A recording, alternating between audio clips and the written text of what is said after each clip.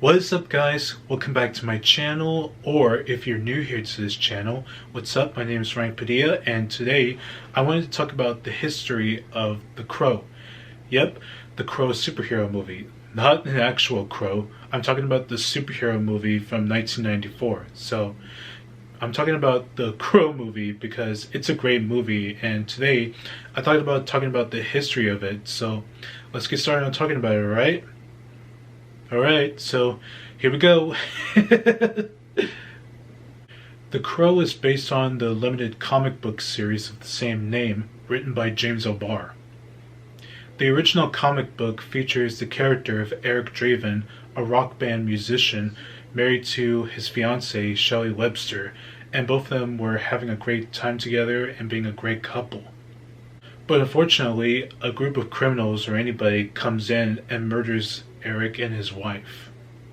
1 or 2 years later, a supernatural crow comes in and taps Eric Draven's tombstone, bringing him back to life to seek vengeance against the criminals who did him wrong. So yep, the Crow comic book series is like a revenge fantasy story, about a person who gets murdered, but then 1 or 2 years later comes back to life to get back at those who did him wrong. The success of the comic book in 1989 led to many interests from Hollywood movie studios and producers wanting to adapt the comic book into a feature film. And that is when producers Jeff Most and Edward Pressman come in to negotiate with James O'Barr if they could adapt the comic book into a feature film. So hopefully negotiations went well, and hopefully James O'Barr gave them the go-ahead.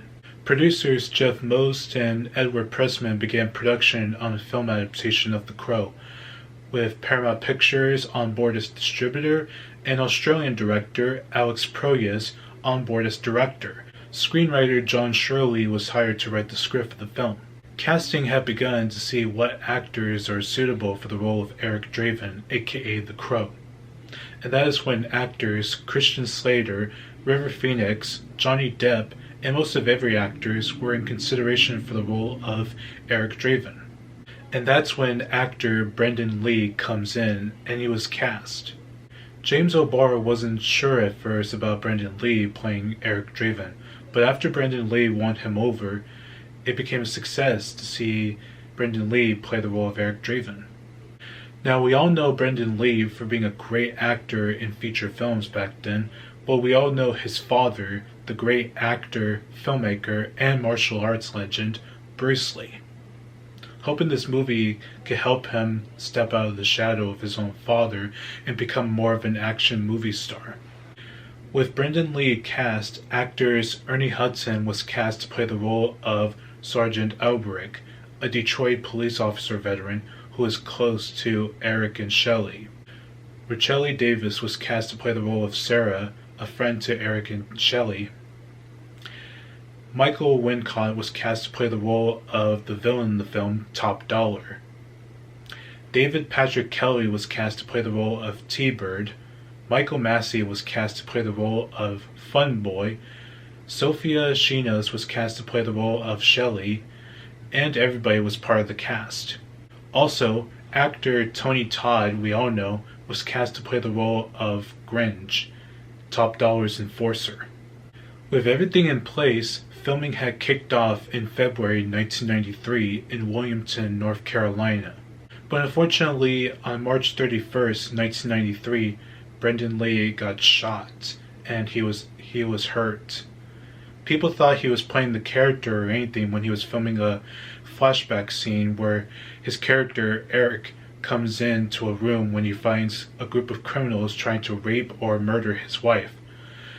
But unfortunately, guys, an actual pool of blood was forming around Brendan Lee, so the movie was cut and they had to take Brendan Lee to a nearby hospital.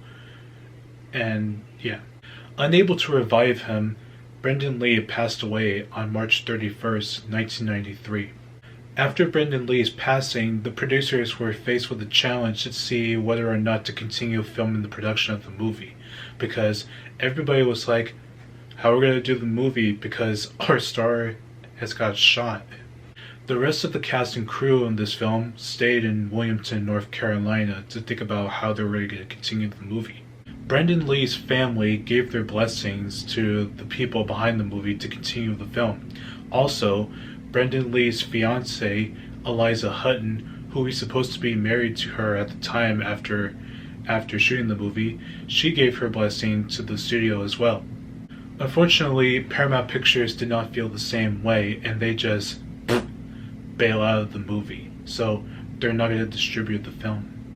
However, guys, that is when Miramax Films stepped in and acquired the rights to the film, and they'll be distributing the movie under their Dimension Films banner, furthering more of an $8 million to acquire the movie and putting up its budget of $23 million to help complete production. The rest of the cast took a break so that the script could be doing some rewrites to help how we're going to do the movie, how they're going to try to figure out how the character of Eric Draven turns out in the film. Chet Stahelski, Brendan Lee's stunt double, was used as a stand-in for the character, and digital effects or CGI was superimposed to have Brendan Lee's face onto the head of the stunt double.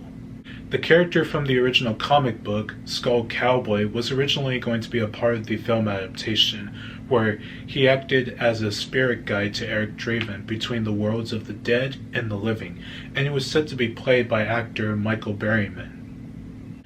Now, we all know Michael Berryman for being a great actor in feature films, including the horror movies, The Hills Have Eyes, its sequel, The Hills Have Eyes 2, and later on seeing him in the Rob Zombie movie, The Devil's Rejects. So yeah, Michael Berryman was originally cast in the film to play Skull Cowboy, and plus, he did shoot a scene with Brendan Lee as the character of Skull Cowboy, talking to Eric Draven. Unfortunately, due to Brendan Lee's death, Skull Cowboy was cut from the film. And if you all want to see the original footage of Skull Cowboy talking to Eric Draven, I'll put a link of the video down below the description. When the movie was released on May 13th, 1994, The Crow became a massive success, grossing about $1 million at the box office and receiving great reviews from critics and fans alike. The Crow went on to become a cult following because fans loved the movie so much. They loved the movie being a revenge fantasy film, about a character wearing a trench coat, black clothes, and face paint to get vengeance against those who did him wrong, In fact, everybody is dressing up as the character of Eric Draven, or most of anybody can dress up as the Crow, wearing face paint and wearing a trench coat, and plus pretending to be a character you were, or pretending to be a character that you got killed, and then you're coming back to life to get back at those who did him wrong. Also, guys, I was the Crow for Halloween. Here's the picture right here. This picture. The success of the film led to 3 sequels, a television show, and a reboot. In 1996, the sequel, The Crow City of Angels, was released, featuring a different character being the Crow. Vincent Perez was cast to play the role of Ash Corvin, the character who, along with his son, both got killed by a gang of criminals, and a new Crow comes in to resurrect Ash Corvin to get revenge on the criminals who killed him and his son. Vincent Perez was cast to play Ash Corvin, the new Crow. A different actress plays the role of the character from the first Crow movie, Sarah.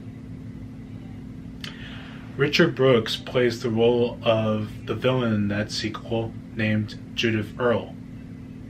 Iggy Pop was cast to play the role of Curvy, ally to Judith Earle. Tweed Train was cast to play Callie, an assassin working for Judith Earle. And plus, we all know Tweed Train for Power Rangers as well. Also, Thomas Jane was also in the sequel as well. When The Crow City of Angels was released in 1996, it was able to make a bit of money, but unfortunately, it was kind of a disappointment because many people or critics have not liked this sequel because everybody loved the original movie but didn't like the sequel. In 1998, a television show aired on syndication called The Crow Stairway to Heaven, created by Bryce Sibel and starring actor Mark Dacascos as the character we all know, Eric Draven, aka The Crow. So yep, the television show aired on syndication, and it was a major success at ratings, and everybody kind of liked the show. The show went on from 1998 until, fortunately, the show got canceled in 1999, lasting for 22 episodes after one season. The later Crow sequels, The Crow Salvation and The Crow Wicked Prayer, both of those films were released in 2000 and 2005. The Crow Salvation was originally going to have a theatrical release, but because of The Crow City of Angels' negative reception, the third film was given a straight-to-video release. The Crow Wicked Prayer was also released straight-to-video as well. Both of these films were released and met with horrible reviews. Each film receives the same story, as the character gets killed and then comes back to life to get back at those who did him wrong. So yep, the later Crow sequels were not good, and there was no Crow movie since then. In 2024, guys, the Crow reboot was released, starring actor Bill Skarsgård in the role of Eric Draven.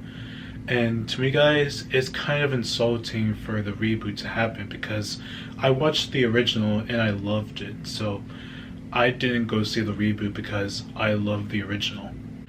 The Crow reboot was not a good film, and we all compared this to Jared Leto's Joker.